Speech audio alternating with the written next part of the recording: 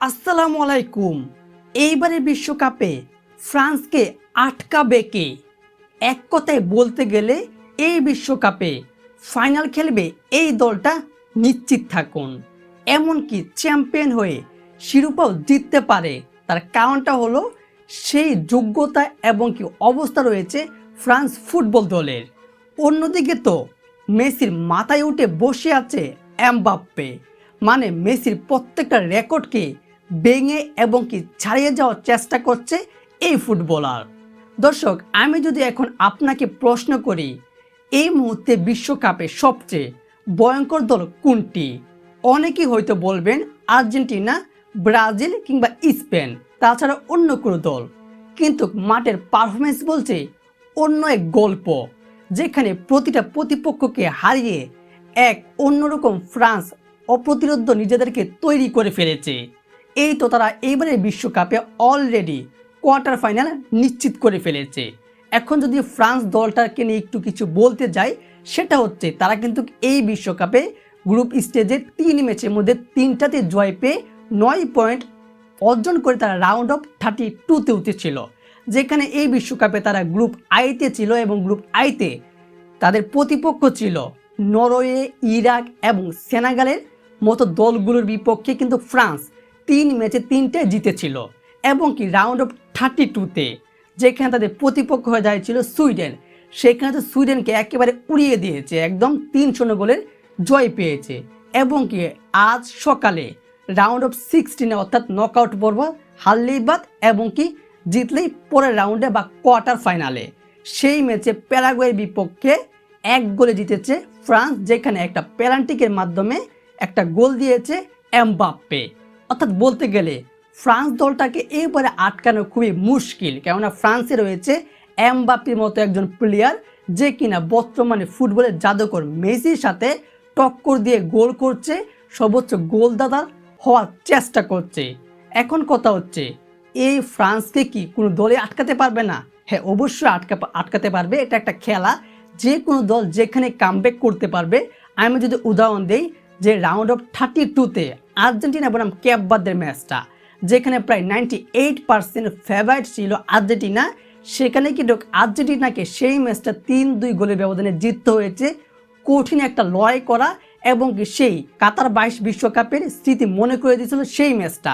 একের পর এক উত্তেজনা ছিল। এইবার কথা হচ্ছে ফ্রান্সকে আটকানো যাবে। হ্যাঁ, ফ্রান্সকেও অন্য একটা দল আটকে দিতে পারে, সেটা বলা নেই। তবে ফ্রান্সের পরিসংখ্যা বলছে তারা এইবারে বিশ্বকাপে ফাইনাল খেলবে এবং কি চ্যাম্পিয়ন হওয়ার যোগ্যতা রেখে দেয়। এই তো যেরকম বলতে চাই, ফ্রান্সের এমবাপ্পে একজন দুর্দান্ত প্লেয়ার এবং একজন গতিদানব বলতে পারেন, একজন গোল মানে মেশিন বলতে পারেন। সে একাই মাঠকে পুরো চক্কর দিয়ে দেয়। এই এমবাপ্পেকে আটকাতে পারলে কিন্তু ফ্রান্সকে আটকানো যাবে। তবে এখানে আরেকটা সমস্যা রয়েছে, যদি আপনি অন্য একটা দলের বিপক্ষে এই ফ্রান্সের জন্য এমবাপ্পেকে আটকাতে যান, তাহলে কিন্তু তবু হারতে হবে ফ্রান্সের কাছে। তার কারণটা হলো এমবাপ্পেকে আটকাতে হলে প্রায় 4 থেকে 6টা প্লেয়ার প্রয়োজন আছে তাকে আটকাতে গেলে, কেননা তাকে পুরো ঘিরাও দিয়ে আটকাতে হবে। যখনই এমবাপ্পে বল পায় সে দ্রুত চলে যায় সেই বিপক্ষ গোলবারের দিকে। তাহলে আপনাদের লক্ষ্য থাকতে হবে কি 4-5টা প্লেয়ার তাকে মানে ঘিরে রাখতে হবে, যখনই এমবাপ্পে বল পাবে তখনই আটকাতে পারবে। তবে আপনি এমবাপ্পেকে আটকে দিলেন, তবে এই দলে রয়েছে আরও কিছু, উসমান দেমবেলে, মাইকেল ওজিলে এবং কি ব্যাডলি বোরকলা। এদেরকে আটকাবেন কিভাবে? এই তো যদি বলতে চাই যে মানলাম আপনি ফ্রান্সের এমবাপ্পেকে আটকে দিয়েছেন, তাতে কি আপনি ফ্রান্সকে আটকে দিয়েছেন? না, কেননা তাদের রয়েছে উসমান দেমবেলে, যে কিনা দুর্দান্ত একজন মানে বলতে গেলে স্ট্রাইকার এবং কি একের পর এক গোল দিয়ে যায়। এবং কি তারপর রয়েছে মাইকেল ওজিলে, যে কিনা মানে গোলের দিকে দিতে পারে এবং কি অ্যাসিস্টে অসাধারণ, যে কোনো সময় ম্যাচের মুহূর্ত ঘুরিয়ে দিতে পারে। অন্যদিকে রয়েছে যে প্লেয়ারটা ব্যাডলি বোরকলা, সে কিন্তু একজন তরুণ তবে দ্রুত গতিময় এবং কি ম্যাচের যে কোনো মুহূর্তেই ম্যাচের সেই চিত্রটা বদলে দিতে পারে এই তরুণ ফুটবলার। অর্থাৎ বলা যাচ্ছি শুধু এই 3 প্লেয়ার না, তাছাড়া রয়েছে আরও কিছু অসংখ্য বলতে গেলে ভালো ভালো প্লেয়ার যাদেরকে আটকানো আসলেই অনেকটা মুশকিল। তবে তা যদি এখন ব্রাজিল, স্পেন বা আর্জেন্টিনার বিপক্ষে পড়ে এই ফ্রান্স দলটা, তাহলে কি ফ্রান্স ভালো ফুটবল খেলবে। হ্যাঁ, ব্রাজিল, স্পেন কিংবা ফ্রান্স, আর্জেন্টিনার বিপক্ষে যদি ফ্রান্স পড়ে তাহলে অবশ্যই ভালো ফুটবল খেলবে এবং কি খেললেও কঠিন লড়াই হবে এবং কি প্রতিপক্ষ দলকেও মানে শরীরে গাম ফালিয়ে এবং কি একটা লড়াই করে ফ্রান্সের বিপক্ষে জিততে হবে। এর জন্যই তো বললাম যে ফ্রান্স কিন্তু এইবারে বিশ্বকাপে চ্যাম্পিয়ন হওয়ার যোগ্যতা এবং কি অবস্থা অর্জনতা সেটা করে ফেলেছে। গ্রুপ পর্ব রাউন্ড অফ 32, রাউন্ড অফ 16 এই মুহূর্তে তারা কোয়ার্টার ফাইনালে উঠে গেছে এবং কি তাদের কোয়ার্টার ফাইনালে প্রতিপক্ষ হয়ে দাঁড়িয়েছে মরক্কো। মরক্কো একজন শক্তিশালী একটা দল এবং কি সেখানে দেখা যাবে ফ্রান্স আসলে কতটা শক্তিশালী ছিল গ্রুপ স্টেজে রাউন্ড অফ 32-তে 16-এ।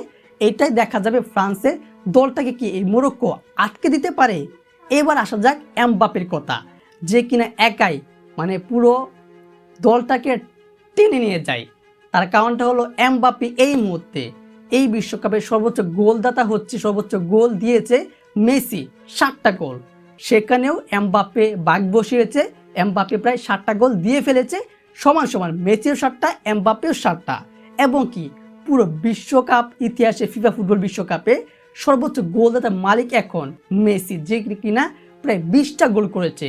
তবে দুঃখের বিষয় হচ্ছে সেখানে 19টা গোল করে মেসির পিছনে অবস্থান করছে এমবাপ্পে। এই প্লেয়ারটা আসলে অন্যরকম একটা খেলা খেলে। সে কিন্তু 2018 সালে ফ্রান্সকে একটা বিশ্বকাপ নিয়ে দিয়েছে, 2022 সালে কাতার বিশ্বকাপে আর্জেন্টিনার বিপক্ষে একটুর জন্য বিশ্বকাপটা নিতে পারেনি। এবার আসছে 2026, সে একই বলতে গেলে আরও শক্তিশালী হয়ে এসেছে এই ফ্রান্স ফুটবল দলটা। অর্থাৎ বলতে যাচ্ছে ফ্রান্স আসলে যেভাবে একের পর এক খেলা দিয়ে যাচ্ছে এবং কি তাদের প্লেয়ারগুলো রয়েছে, তাদের প্রত্যেকটা প্লেয়ারই মনোযোগ সহকারে দুর্দান্ত পারফরমেন্স করে।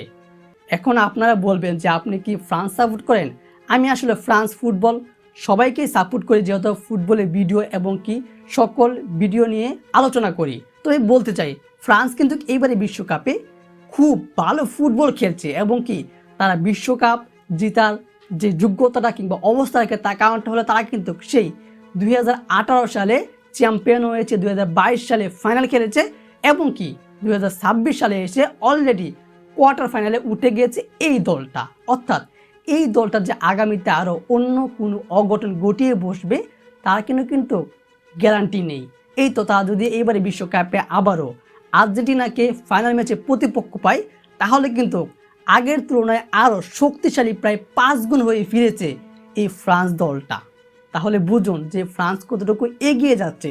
তাদের গোলকিপার রয়েছে, তাদের মিডফিল্ডার রয়েছে, তাদের স্ট্রাইকার রয়েছে, তাদের ডিফেন্স খুবই শক্তিশালী।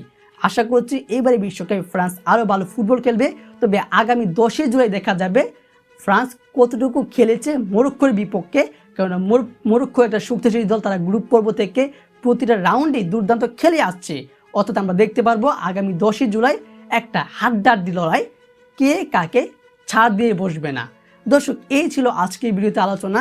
এই বিষয়ে আপনার গুরুত্বপূর্ণ মতামতটি এবং কি এইবারে বিশ্বকাপে আপনি কোন দলকে সাপোর্ট করছেন, France, Portugal, Spain, Brazil, Argentina নাকি অন্য কোনো দলকে, অবশ্যই কমেন্ট বক্সে জানিয়ে দেবেন। এবং কি ফ্রান্স বা অন্য কোনো দল আপনার কাছে যে দলটা মনে হয় এবারে বিশ্বকাপে সবচেয়ে ভয়ঙ্কর এবং কি শক্তিশালী সেই দলটাকে মেনশন করে লিখে যাবেন কমেন্ট বক্সে। এবং কি ফুটবল বিশ্বকাপের সকল ভিডিও পেতে আমাদের চ্যানেলটি লাইক দিয়ে এবং কি সাবস্ক্রাইব করে পাশেই থাকবেন। ধন্যবাদ।